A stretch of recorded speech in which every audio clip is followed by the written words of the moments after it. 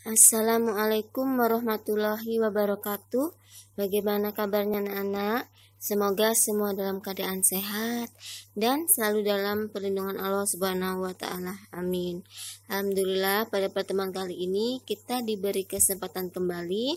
Kali ini kita akan belajar tema 4, berbagai pekerjaan, subtema 3, pekerjaan orang tuaku, muatan pelajaran IPA dan IPS. Untuk muatan pelajaran IPA, tujuan pembelajarannya yaitu yang pertama, mengidentifikasi dampak pemanfaatan sumber daya alam yang tidak terkendali pada pembelajaran pertama. Yang kedua, menjelaskan contoh pemanfaatan barang bekas sebagai usaha pelestarian sumber daya alam. Pembelajaran ketiga, ya. Nah, di sini adalah pembelajaran pertama yaitu dampak pemanfaatan sumber daya alam yang tidak terkendali. Contohnya adalah eksploitasi hutan yang berlebihan. Nah, ini adalah contoh eksploitasi hutan yang berlebihan.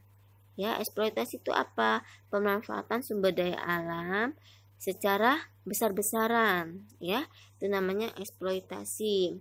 Nah, bagaimana dampaknya apabila kita melakukan eksploitasi hutan, yaitu dengan pembakaran hutan secara liar, penebangan hutan secara liar, pengambilan pohon secara berlebihan, ya. Apa dampaknya? Dampaknya yang pertama yaitu berkurangnya ketersediaan oksigen, ya. Karena apa kok bisa berkurang? Karena tumbuhan itu menghasilkan oksigen, ya, mengeluarkan oksigen dan menghirup karbon dioksida. Kebalikannya kita sebagai manusia, kalau manusia menghirup oksigen dan mengeluarkan karbon dioksida, ya. Jadi ingat-ingat ya, kalau tumbuhan mengeluarkan oksigen, menghirup karbon dioksida. Kalau manusia menghirup oksigen, mengeluarkan karbon dioksida, ya. Yang kedua, suhu bumi semakin meningkat atau global warming, ya, maka bumi akan semakin panas. Karena apa? Karena kalau hutannya diambil secara besar-besaran, maka semakin langka hutannya, semakin terbatas, ya. Maka akan udara terasa panas, ya, tidak sejuk lagi udaranya karena tidak ada pohon, ya. Yang kedua, rawan terjadi bencana alam, misalkan banjir, ya. Apabila eksploitasi hutan dilakukan secara berlebihan, maka tidak ada lagi daya resap yang bisa menyebabkan banjir, ya. Selain banjir apalagi? Nah, seperti ini, tanah longsor, ya. Untuk itu kita sebagai manusia dalam pemanfaatan sumber daya alam tidak boleh secara berlebih-lebihan, ya. Boleh dimanfaatkan tapi dengan cara tidak berlebihan, ya, seperlunya saja. Dan kalau bisa kita melakukan penghijauan, ya, penanaman kembali. Habis kita manfaatkan tumbuhan tersebut, kita juga harus melakukan penghijauan atau penanaman kembali biar ada regenerasi selanjutnya, ya. Pembelajaran ketiga, pengelolaan sampah dan barang bekas. Nah, barang-barang bekas dan sampah itu dapat diolah dengan cara 4R. Apa saja?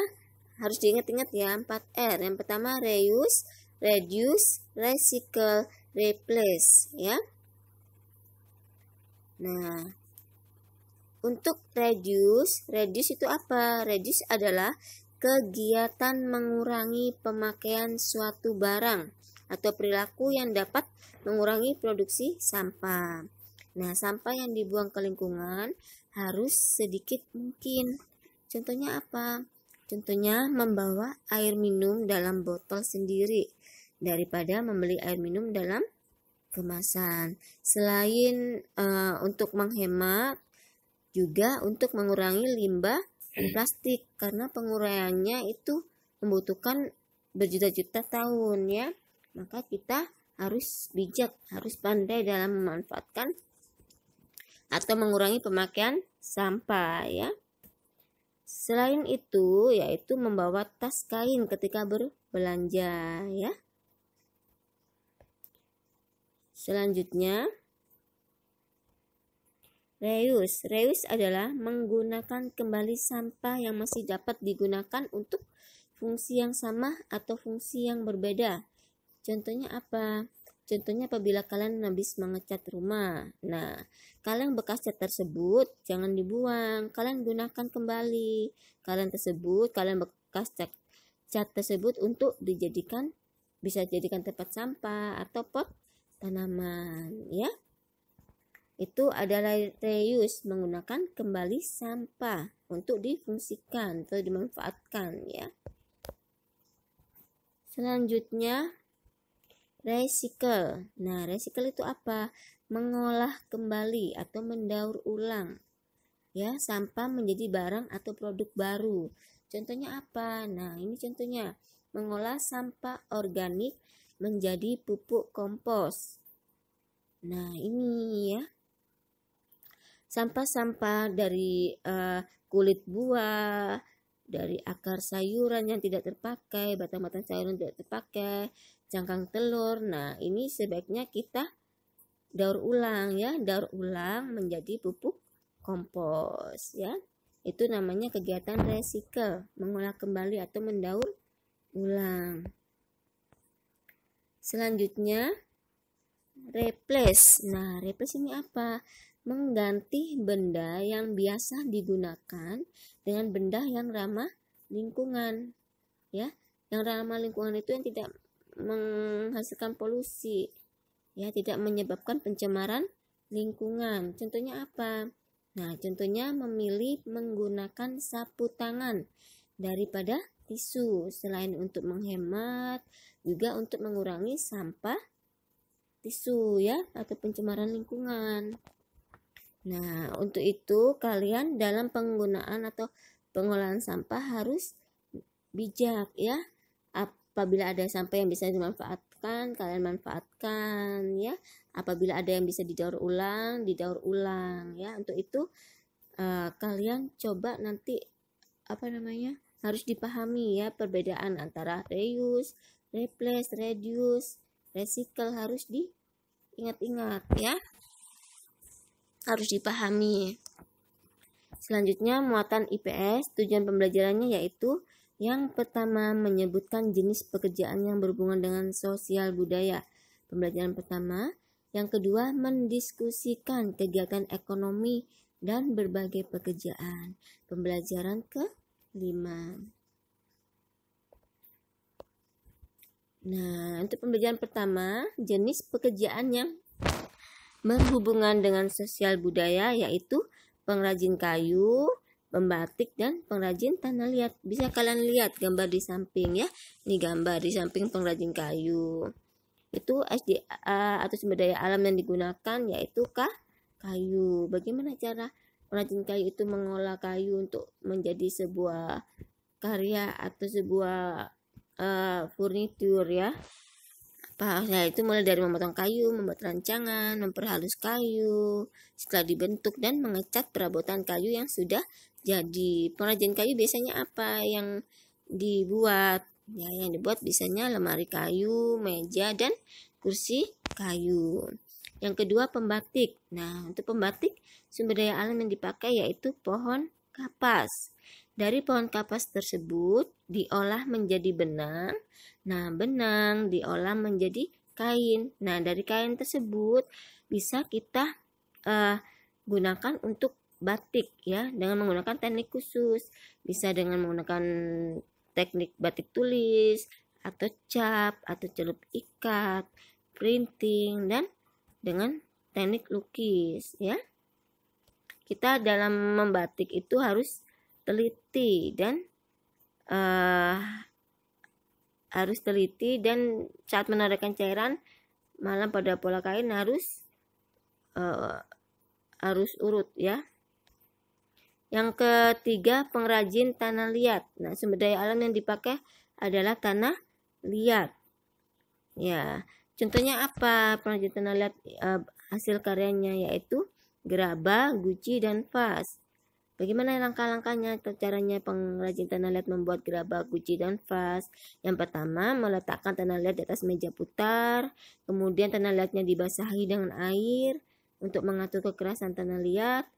Selanjutnya diputar tanah liatnya dengan meja putar dan dibentuk menjadi benda yang diinginkan, ya. Setelah itu dibakar agar menjadi keras dan kuat. Pembelajaran kelima yaitu kegiatan ekonomi dalam proses menghasilkan beras. Di sini Bu Lita kasih contoh yaitu proses menghasilkan beras.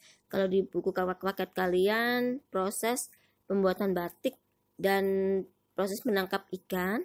Nah, di sini Bu Lita kasih contoh proses menghasilkan beras. Bagaimana dari padi kok bisa menjadi beras, itu langkah-langkahnya seperti apa? Nah, yang pertama, sawah dibajak menggunakan alat pembajak sawah.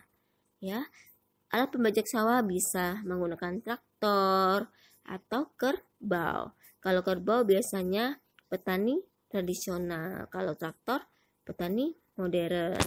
Selanjutnya, setelah sawah dibajak, nah sawah ditanami tanaman biji atau diberi benih dulu ya. Setelah benih baru tumbuh kecambah.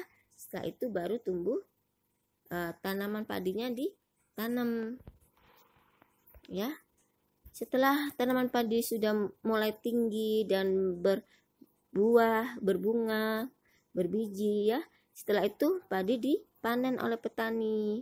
Setelah dipanen oleh petani, biji padi tadi dijemur. Setelah dijemur, antara gabah dan biji padinya dipisahkan atau diselep dan akan menghasilkan beras. Nah, beras tadi kemudian dikirim oleh distributor ke pedagang-pedagang berbagai wilayah. Selanjutnya pembeli membeli beras dan beras tadi dimasak sehingga menjadi nasi yang siap dikonsumsi. Ya, cukup sekian penjelasan dari Bu Lita. Kurang lebihnya Bu Lita mohon maaf. Apabila ada yang kurang dipahami silakan bertanya. Jazakumullah khairan kasih. Wassalamualaikum warahmatullahi wabarakatuh.